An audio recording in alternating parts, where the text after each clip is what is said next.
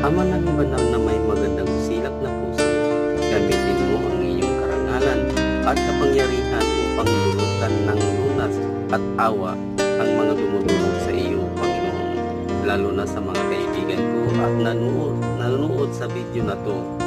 Kasama na rin ang aming mga pamilya, buong giliw mong tunghayan, kaming iyong mga anak.